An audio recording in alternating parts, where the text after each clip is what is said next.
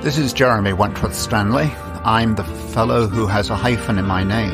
The hyphen is silent, but I am anything but that.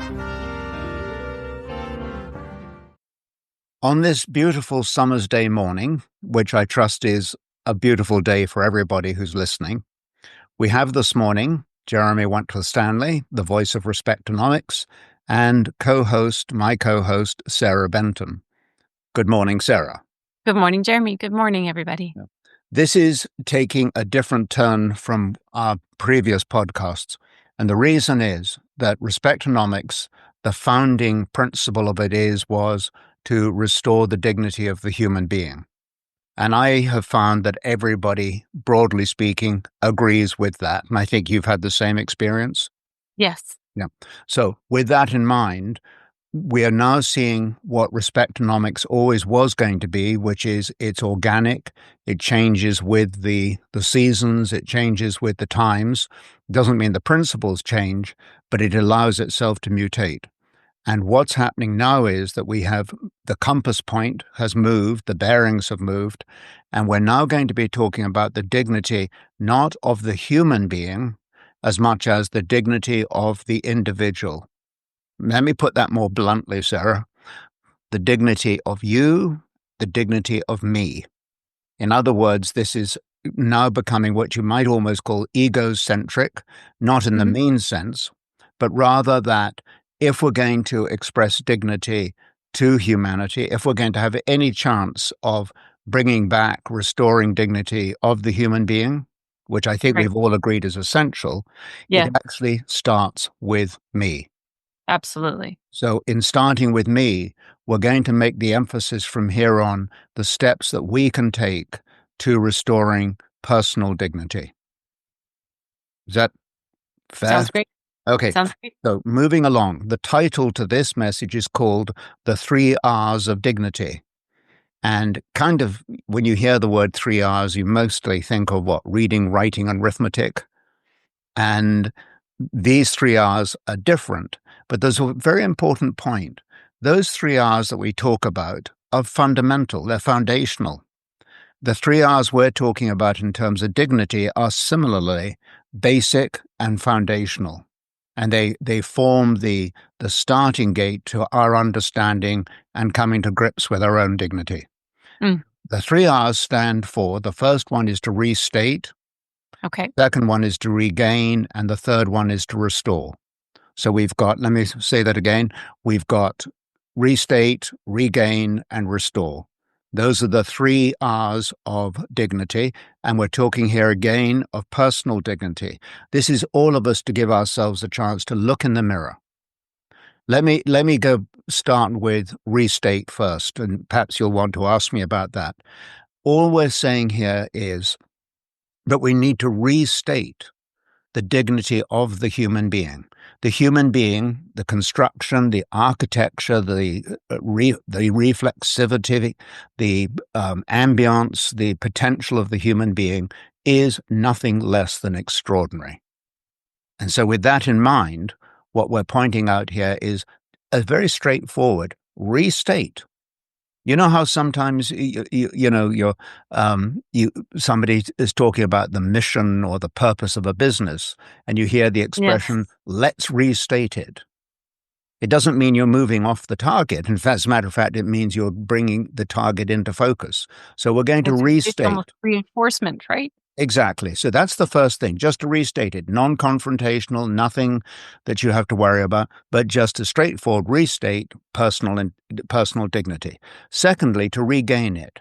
And to regain your dignity is an issue that is at the heart of Respectonomics because every transaction that we are involved in, economically speaking, but any which way you want, but economically, because it's called Respectonomics, there's a reason for it. Because in the economic paradigm, regardless of the complexity of the transaction, I don't care if you're talking syndicated credits or buying a loaf of bread, whatever it is you're talking about economically, at the beginning of the transaction and at the completion of the transaction is a human being. So Correct. The rest of it is a sandwich. We are the outside skin to economics. So When I say regain our dignity, a lot of our dignity, frankly, has been either suspended, maybe suppressed, maybe hijacked. And I have a feeling that a lot of organizations, business organizations, are just as happy that you are in your place and you don't think too much about yourself. In other words, you become that automaton, you become the robot, you do as you're told, Right. which, aside from the morality of that, is also an incredible, colossal waste of human talent. So regaining is literally just saying, excuse me, I want my dignity back. And Mm, we're saying to everybody, and I'm saying it to myself, yep, put your hand up and take it back. Regain your dignity. Now, right. are you with me so far? I'm with you so far. Restating it and regaining it. Now, the restoration has three Mm, subtexts to it. I don't want to get into too many words here because uh, even at this point, I think a lot of people would listening in would say, whoa, whoa, whoa, what did you just say? We right. said we wanted to restate and regain. Now we're going to be talking about restoring our dignity. It's a process. It is a process. It is. What did you call it? What did you call it? Process. I think I heard that. Now, the accent on process is actually on the O and not the E. But anyway, let's Depends where you're from. and it's also to do with my self-worth. But what I really want to say, Sarah, is this. Restoring has three elements or three subtexts to it. The first one is, when you get a beautiful piece of furniture or you get an Mhm. antique car or something like that, and you talk about how it's being restored to its original condition, we Yes. need to be restored to our original condition. Our condition is that we are human beings, we are worthy.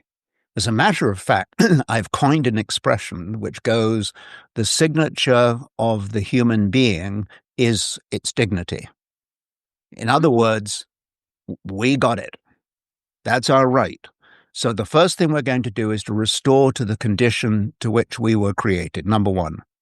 Secondly, we talk about restoring in the sense of something that has been even stolen. You know how you hear it was stolen and then the police report says the goods were restored to the individual. yes. Well, we're going to restore dignity to the individual. So not only are we claiming the original condition, we're also Right. enabling people to be restored. In other words, to get back what they're entitled to, which is Mm, their self-worth, their sense of value, their sense of dignity. And the third one is, it's a bit like your pantry. Everybody's got some kind of store cupboard, yes? There's a store ye- cupboard of sorts, and you call them all different things, and, yes. and I have a funny feeling in most people's kitchens, for example, the store cupboard is in a fairly remarkable place. It's not, you have to say to somebody if they come into your kitchen, oh, yes, the flour is underneath the stairs. It's in some Right. bizarre place. But we're Mm, a bit like that. There's nothing wrong with this. We keep our values in strange places and they come up for strange reasons. And it's very personal. If you can organize your kitchen personally, then you can also organize yourself personally. That's a total right. And the restoring I'm talking about here is you go out to the grocery store to restore your pantry. You go and get more flour, butter, salt, whatever it is you need. We are going to enable people to restore their dignity in the sense of creating a reservoir on which they can draw. So we're not mm. only restating it, we're talking about restoring it. We're talking about back to the original condition, getting back to what we're entitled to, and building up this reservoir. Self Does dignity is key. Respectonomics have this reservoir? What's that? I'm sorry, I missed that. Does Respectonomics have the framework for this reservoir for Well, people? very much, because as a matter of fact, this kind of discussion has two components to it. It's all very well to discuss it from a, let's just say, moral, social point of view. Nothing wrong Mm, with that. But the right. snag is our audience is primarily made up of business people. It's made up of officers and directors and managers and supervisors. It's made up of people who are on the work front. If you think of all of our lives, I think the figure is what, 70% of our life is spent in business in one shape or form. Whatever Right. the number is, the fact of the matter is the business profile that each of us has is a critical point of understanding what is it about this self-worth that we're talking about. You can hear the proverbial chair of the board saying, why do I care about your self-worth? Exclude the morality for the moment, because that is a statement that I don't think anybody really, really wants to admit to. I don't care about your self-worth. That's not a Right. very nice thing to say. But Right. the bigger reason is this: when people have their self-worth in order, this is when they become compatible, collaborative. This is when they become loyal. This is when they start taking risks. This is when they start expressing initiative. This is when they're comfortable with themselves. If you have that arrangement of people being comfortable with themselves, understanding their strengths and so on, what you've created is an opportunity that mimics how you would actually look at the worth of your client or your shareholder or your supplier. It goes round and round and round in circles. It's a sort of, it's like a maypole. And you go to one part of the compass, it works there. You go to another part of the compass, it works. The business person, the business leader, has an imperative to help people restore their personal dignity. Not for Hmm. just moral reasons, that's fine, but it's actually a straightforward business calculation. If you're having an organization of people who are comfortable with themselves, believe in their own worth, you're going to have an organization that, quite frankly, is going to blow the socks off the competition. Hmm. Very Absolutely. straightforward. It Bring back filters the through to self worth. everything, right? It filters through to everything. Everything. Everything. It's a happier workplace. It's a more powerful workplace. It's enjoyable, as we've just said, and I think also it allows people to develop new ideas. Economics is not a straight line. It's a line that moves. It vacillates. Life does the same thing. So we want to be at that sort of cornerstone to be able to provide new ideas and to adapt to conditions as they change. Right. Hey, I've got a Latin expression to go with that. I do, I'm I so do, excited for I do. that. Do I've been waiting. come on, put on your thrill look. Mutatis mutandis. Mm. When things have changed, other things must change. Hmm. Having your self-worth in order is one of the finest ways to understand the changes and to be able to adapt to them.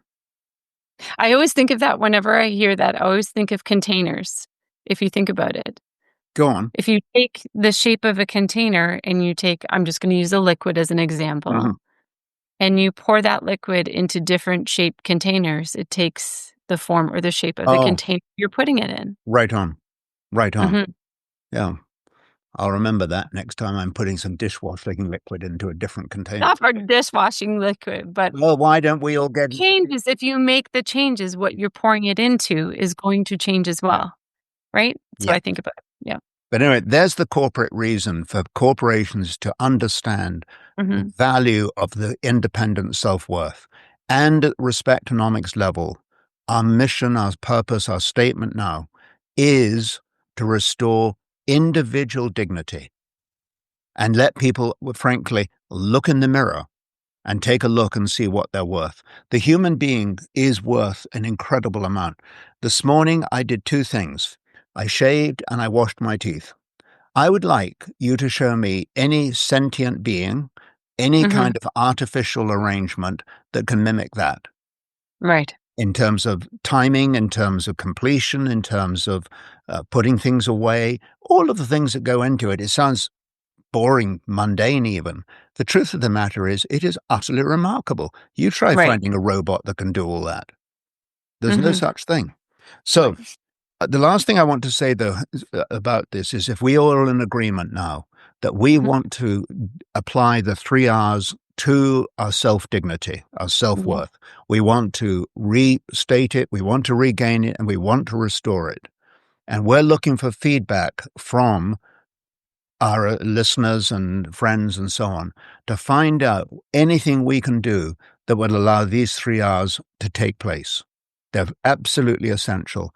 The world today is so full of dullness. It's full of marshmallows, as I call it, where people are unable to think, unable to enjoy their surroundings, Hmm. unable to step forward with a new idea. enough of that. Let's give people back what they are worth. And the person to do that is oneself. I can bring back me better than anybody else can. Absolutely. And that my job is not only to do that, but also to share it. And that's what I want to end this with. If my self-worth is in order, what am I most likely to do?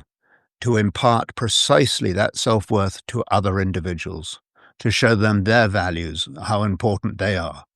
So it's a very accretive, it's very reciprocal, it grows, it's almost got a natural fertilizer to it.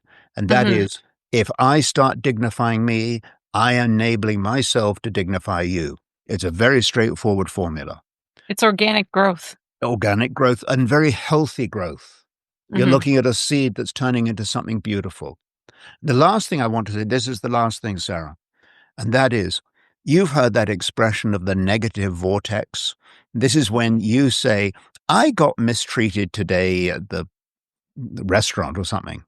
And the other person says, you think that's bad. Let me tell you what happened to Hmm. me. And we get into this negative competitive vortex of how bad Yeah. things are. When your self worth is in order and you have this excited sense, stimulated sense of your values and what you can contribute, that vortex turns upside down. This is when I say to you, wow, Sarah, you're worth everything you do and everything you're aiming at. And you say, that's funny, Jeremy. I think the same of you. Mm. And the vortex gets turned around, and we build on a framework of optimism. We build on a framework of pragmatism, meaning you tell me that I can do it. I tell you, you can do it. What could be more valuable? We do that to children. We say, you can do it. So why don't we build up our self-worth so that I can sincerely look at you as an individual from myself, from my heart, and I can say, yep, you can do it. And you've got everything within yourself to achieve those purposes. Absolutely. And sometimes, absolutely, of course, it's within us. However, there are tools and resources that can help us draw on those or ignite those. And that's where I love that Respectonomics comes into play. Yeah. And I think, when people say, well, how do I establish my self worth? Actually, there are three very straightforward steps. First one is look in the mirror. Hmm. Seriously, stand in front of the mirror and go, wow. I mean, most of us stand in front of the mirror and think we look like croissants. But we do. Yeah. We think we're Yeah. We misshapen. critique ourselves Oh, versus appreciating, yeah. right? I happen to like croissants. So in other words, if I look in the mirror and see a croissant, I can say, wow, well done, Jeremy. You've, Right. you've got there. But, we can do that. Secondly, one of the techniques we've used before, we've talked about a lot, is for people to write down 25 things they like about themselves. Hmm. And, it sounds almost an exercise in arrogance or conceit or something. Actually, it's incredibly revealing that you reveal strengths you didn't know you had. And at the same time, you're allowing yourself to enjoy them. And believe it or not, it's a very humbling experience. Right. That's the strangest thing to think. Most of us think you're going to become self-entitled. Well, in a way you are. You're entitled to the dignity that you are in fact worth. So it's Right. a perfectly fair calculation. 25 things you like about you. You know, Love I it. can start off by saying I look like a croissant And a very lovely croissant. and a lovely croissant to boot. And thank you so much. You call. And the third thing is, again, we've talked about this, but there is an important aspect to self-worth, and that is the act of journaling. An act Mm. of journaling is divided into two parts. What did I do today? And what did I feel about what I did today? I'm not going to explore that more at this point, but other than to say, when you start writing, do you remember sometimes you were taking an exam at school or something? You were taking an exam and you started writing and you found out and you started saying things and thought, I didn't realize I knew that. Mm. And it was Yes. sort of this extraordinary sort of revelation.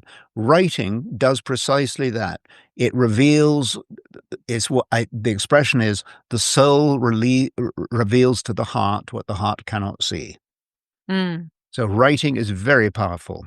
I thought I would share as well. This may make you feel very happy. Mm, Is I've never been a journaling person. right. absolutely listen to things, will speak things. Yeah. Um, However, have never really journaled per se. I bought myself one, and as I sit down at my desk in the morning, the very first thing I do is do a little bit of writing in terms of I do a few things. I look at numerology, but then I look at Yeah. how I'm feeling in that current moment, Perfect. why I'm feeling that way. And it's funny because as I'm writing, I kind of have aha moments to go, "Oh." And then I then also journal in terms of what are my next steps to address that. I might come up with a quote or I might come up with a saying that kind of gives me a little bit of a reset based on those feelings. So, I mean, it's short. I don't spend a ton of time on it, and Yeah. that's the fabulous thing is you don't have to spend a ton of time at it. Yeah. But I thought what an interesting way to do it. So, I'm just sending that out to you to say a great thank you to you because I have now started that process. This is my cue to say, I rest my case. Thank you, Jeremy. Thank you, Sarah.